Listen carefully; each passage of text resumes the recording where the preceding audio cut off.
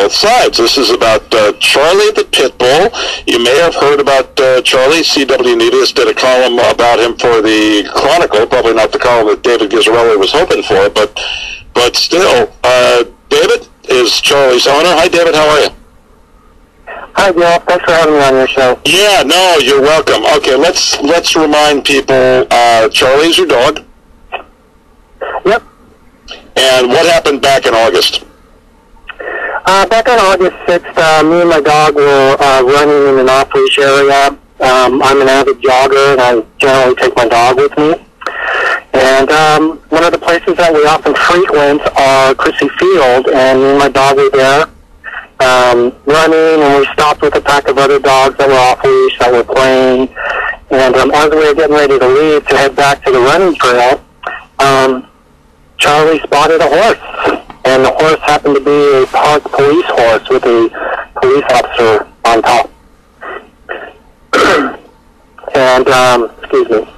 And, yeah, so, you know, my dog got a little curious, having never seen a horse before, and trotted over there, you know, started sniffing. And this is all in the police report, by the way, I just want to mention. And so Charlie goes over there, you know, sniffs the dog, is curious, starts checking him out. The horse starts to get a little antsy, loses a little control. Charlie gets agitated, starts barking at the horse. Before we know it, you know, the horse is spinning around. Charlie is spinning around the horse. The officer is yelling at me, get him. And I'm like trying to get the dog, getting ready to jump on the dog. And right before I jump on the dog, a scuffle occurs, and Charlie and the horse get in a little scuffle, and the horse and the dog take off before I can jump on him. And, you know, the officer falls off the horse. In the media reports, you know, it says, you know, the horse reared up, you know, and that's really not what happened. The horse kind of sat down, and the officer rolled off the horse onto the grass, and then the horse and the dog took off. Okay, and the horse got bit?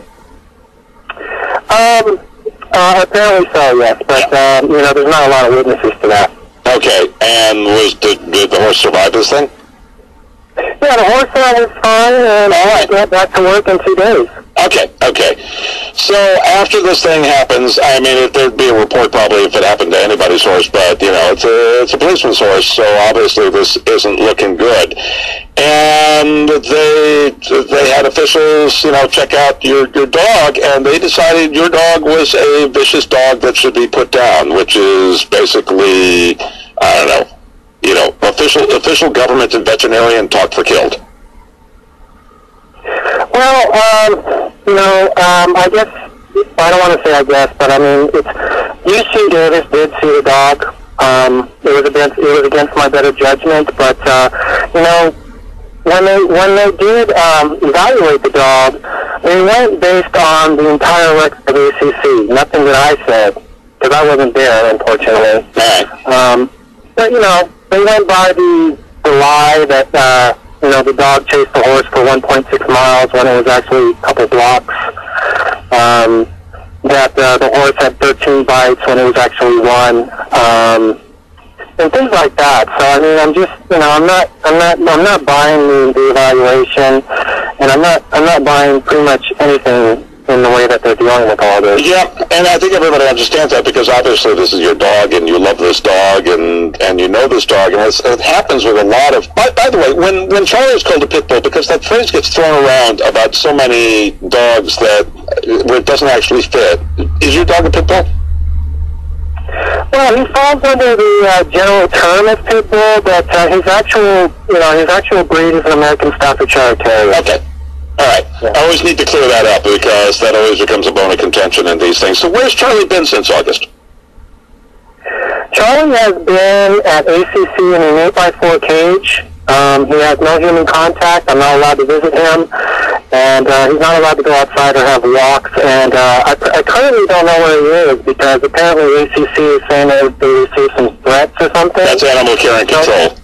Yeah, animal care and control. And so they're saying that they've moved him to an isolated secret location. Nobody knows where he's at. And to my knowledge, when they say threats, I mean, there's dog lovers that have suggested trying to free Charlie by force or something, or hang him. Well, that's their side of it. I mean, some months ago I was talking online about organizing a peaceful demonstration, and I don't know if that's what they took wrong or what.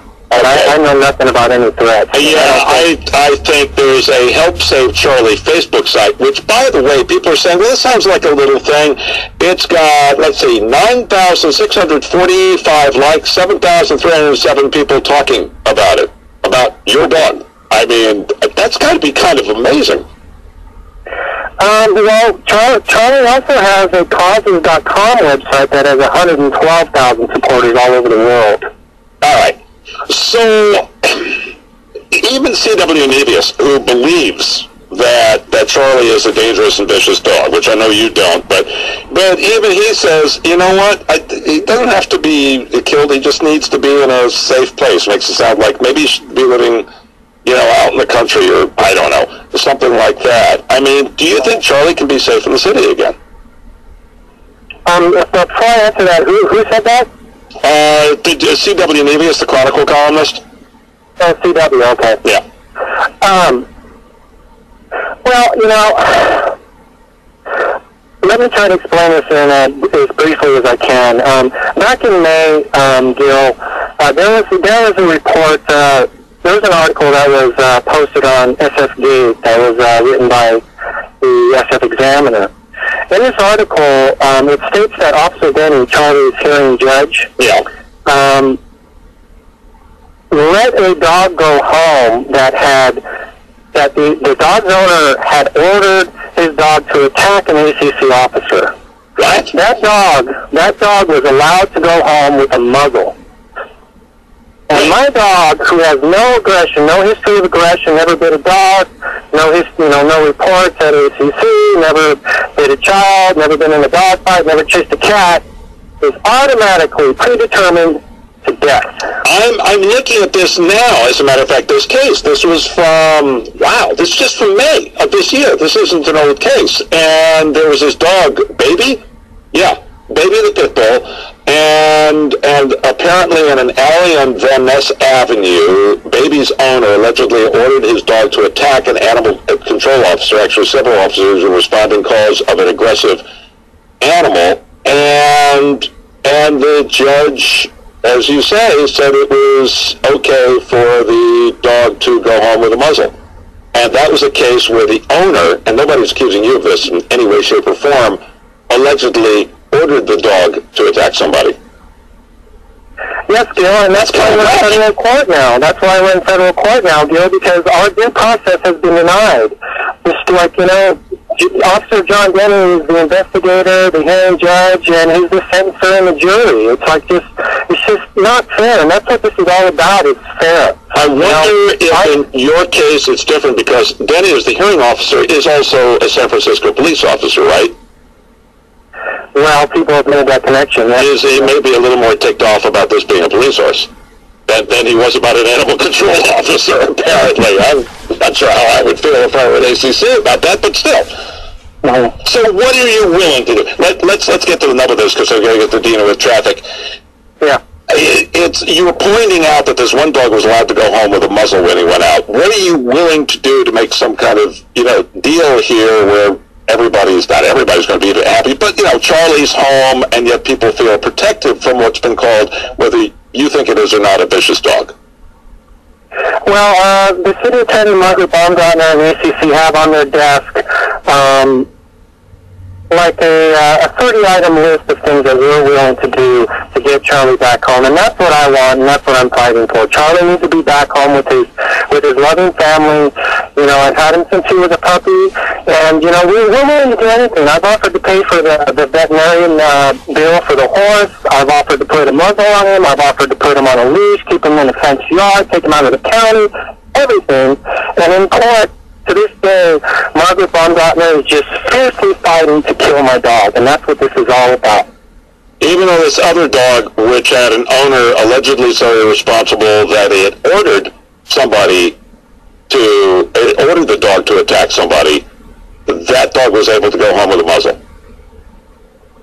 That's correct. It's right there. It's right there online. Your next hearing is, your next hearing's coming up, right?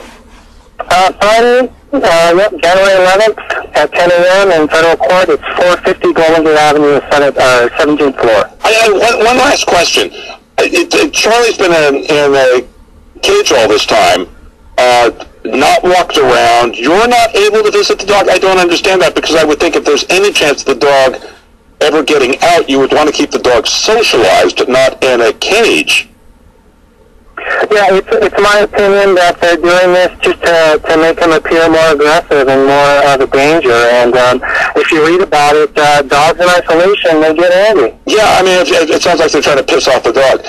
All right, listen, we'll follow this and we'll see what happens. You'll be in court Friday. I know there won't be a decision right away, but we'll keep an eye on it. It's an interesting case, and I know there's a lot of people, just looking at the Facebook page here, that feel very passionate. The Facebook page, by the way, is Help Save Charlie, and David Gizzarelli, we'll be in touch. Thanks for talking to us. Thanks, and I just want to say, I want to advise your carpooler not to ride a horse into a field of off-leash dogs. Right, I'll let him know. But don't worry, he'll have a friend. He'll have a sheaf of papers in his saddlebag, so let's see him get out of that one. Yeah, he won't be alone. All right, thank you, David.